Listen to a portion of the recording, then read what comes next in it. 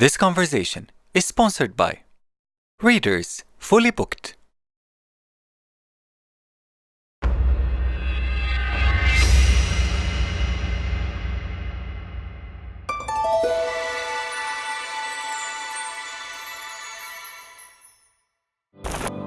This is what I know. We're all connected to one another, the earth and all her inhabitants. We thrive on these connections, real ones that touch our soul, fill our hearts, and invigorate our mind. I have been so fortunate to experience this all my life, meeting extraordinary, ordinary folks who inspire and provoke. My name is Khadija Muhaisen. Welcome to Adventures of the Soul Conversations. My hope is that they will fill your cup as they have filled mine.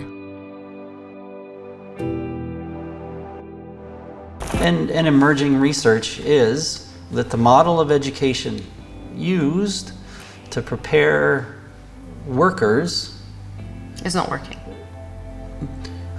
It worked, right? That model worked. For the kind of worker we needed 20 years ago. Yeah. And 50 years ago. And now it's not adequate. What they're looking for are people who have traits that will help them be successful in their company instead of the necessary skills that they may be coming out of schools with.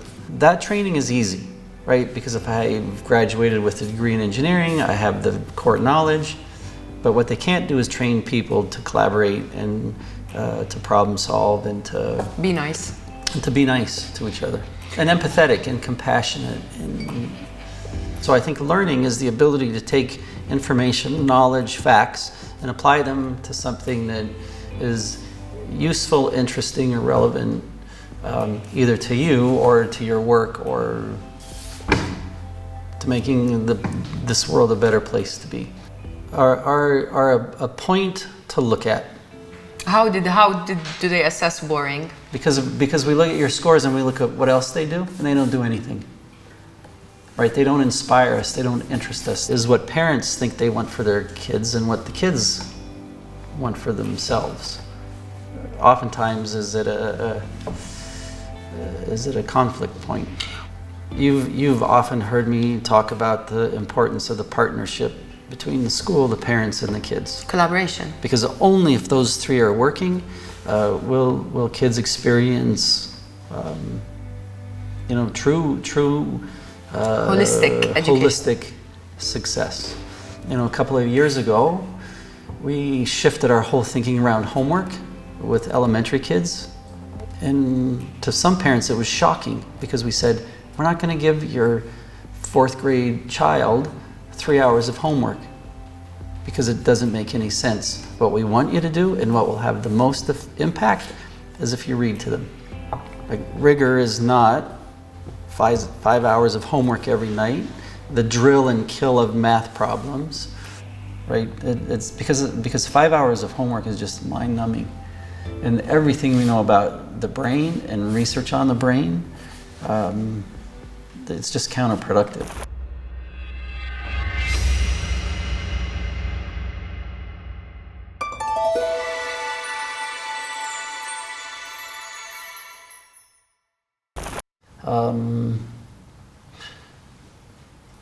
I think,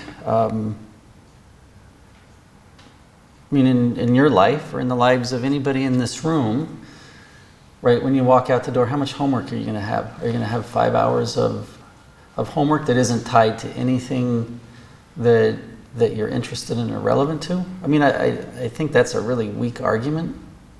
Oh, we're giving our kids 5 hours of homework to prepare them for Hard work, maybe. For like hard work. Stress. Okay. Assumption. And then the question becomes, with that homework, how many kids are at home on the phone with their friends going, well, what did you get for answer 5? And what did you get answer 3? Or the parents doing the homework. Or the parents doing the homework, or the tutors doing the homework. This is a whole other... And so I think depending on what the head of school philosophy or the school philosophy or how well the school has helped parents understand homework, it would depend on... I want to ask you about reading, but before I ask about reading, I know your kids are older. but let's say you have a kid now who's about to go into school. What would be the 3 criteria that would help you make a decision? I think the most powerful thing would be to walk, to visit the school and see what it looks like. Let's say my kid's going into 3rd grade, right? I'd walk into a classroom. And see the kids. And I'd watch what the kids are doing. I'd look at what was on, you know, the physical space, right? Was there student workup? And was it the work of the student and not the work of the teacher? And you know, the vocabulary of school, is it visible for kids to see? How are kids engaged? Like, are they working together? Are they working separately? What kind of hands-on work are they doing? What kind of conversations are they having? What kind of dialogue are they having? What kind of, you know, look at the teacher. How is the teacher interacting and engaging with the child? Right? Those are all signs that I would look for. Going back to reality, I mean, we speak about this often. We are not a reading culture. Culture, I say, worldwide. It's like reading, you know, I would say the majority of people I meet tell me that we don't read, we don't have time to read.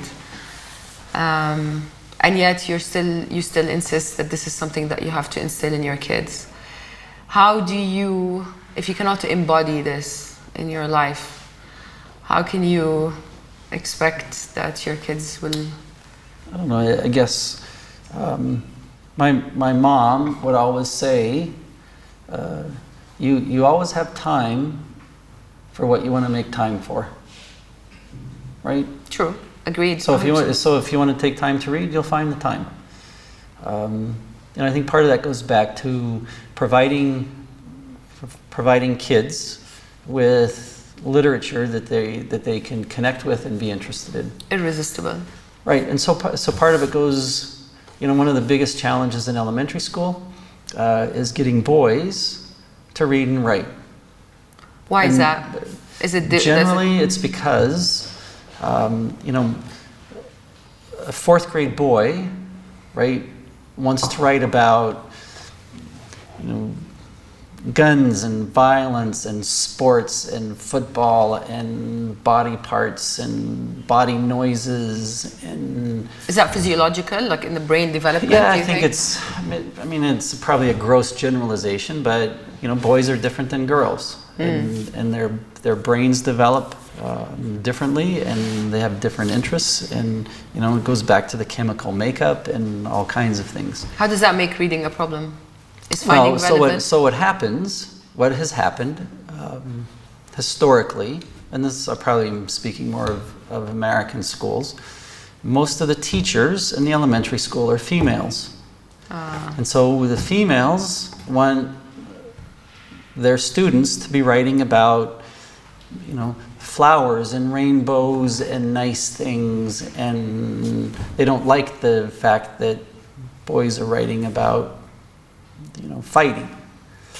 And so they squash them. And so a boy wants to write about something that he's interested in, and the teacher will say, I don't like that, you need to write about this. And he'll be like, fine, I'll write about it, but they lose interest. So at the back of your head, when you're hiring for elementary teachers, do you always prefer to hire men? No, not always. I like to have a mix, right? I think I'd like to have a mix of males and females. It just adds a perspective. But again, so you were saying that they write about this versus what about reading? Now I know that books are abundant and there's a million topics and so many options, not necessarily as many in Arabic as unfortunately we have in English. Do you think that's helping now create a culture of readers? Definitely.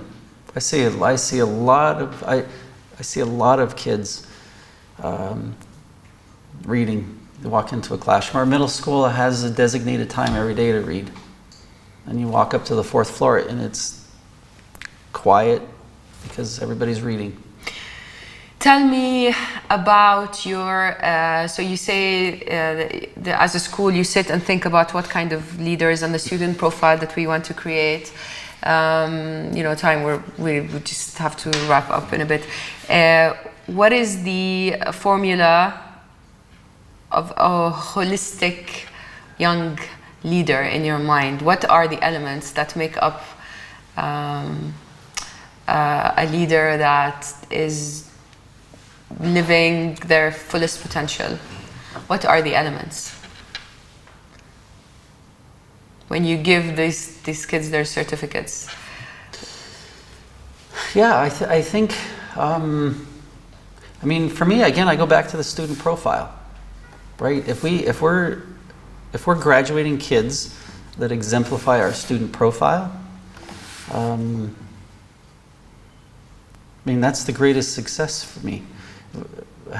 So do you give as much importance to kids who value and respect their health and well-being as they do the... Yeah, for me that's the holistic piece. One of our strategic priorities is about healthy balance. And the work that we've done in the last 4 years to try to help students understand that, I think has been awesome. Substance use and abuse, healthy decision making, right? And that's where the parent piece comes in, because my biggest challenge with our high school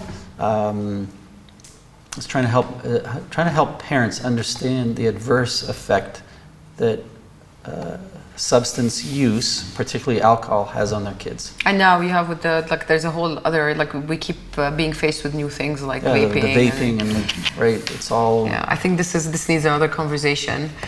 We're gonna wrap up, but my last question to you would be, what does your day look like? What are your well-being habits? Do you take work home? What does your day look like? They usually, I probably would put it into categories, which is communication, right? And that's email and meetings.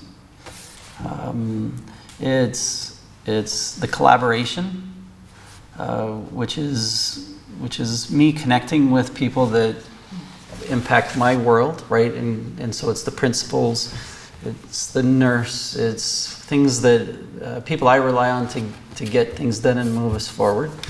It's the well-being piece, and in the last 4 years, I've said I need to make every effort at 5 o'clock to walk out of my office and go exercise. Which I've been pretty disciplined to, because that's a huge piece for my own mental well-being. I've started doing yoga and meditation in the morning, and that's just to kind of still my soul for the start of the day, to say, what do I want to accomplish? Try to give back to the community in different ways, and so it's trying to model the work that we're doing at the school. So I know for your meetings, we're going to wrap up, that's it. But I know for your meetings that you have a theme for every meeting. My question to you, and you talk about crazy things, like if people look in, they think, oh my God, this is such a woo school. I think you talk about gratitude, there's, you have different topics. Does this go on elsewhere? I have been out of elsewhere. Other institutions, I haven't been in a formal, corporate business world maybe ever. I have no idea. And for us, we call it's just a grounding. Is this monthly? So usually, with every meeting we have, because they're organized around an adaptive schools model, we start with the grounding. So it's every meeting, right? So I meet with the principals every week, and my question to them every week is, what were you grateful for this week? Right? And then we all go around and share something we're grateful for. Every meeting, every more formalized meeting, it starts with some kind of grounding. Because what happens, you have a meeting and people are, say there's 7 people, those 7 people are coming from 7 different places. Bringing in everything. And they're bringing in everything, that they had at the last meeting or whatever. And if you want the meeting to be productive, you need to give people a minute just to take a breath, to refocus their energy, to refocus their time, if you want them fully engaged. And so to be fully engaged, they have to have their mind clear and focused on the task at hand. And one way to do that is just have a grounding to get everybody, sometimes it's silly, sometimes it's serious. In fact, at our educational leadership group meeting, the last grounding was, what are you doing to promote a healthy lifestyle for you? I love this. Right? I mean, it's just 4 or 5 minutes to say, okay. What are you going to do when you retire? What's the one thing that's going to take up most of your day? I have no idea. Really? I have no idea. Oh, not cowboy boots and work on a farm? Maybe on a farm, probably not cowboy boots. Hopefully something outside, hopefully something that interests me. That's awesome. Thank you so much, Larry. Yeah, it was my pleasure.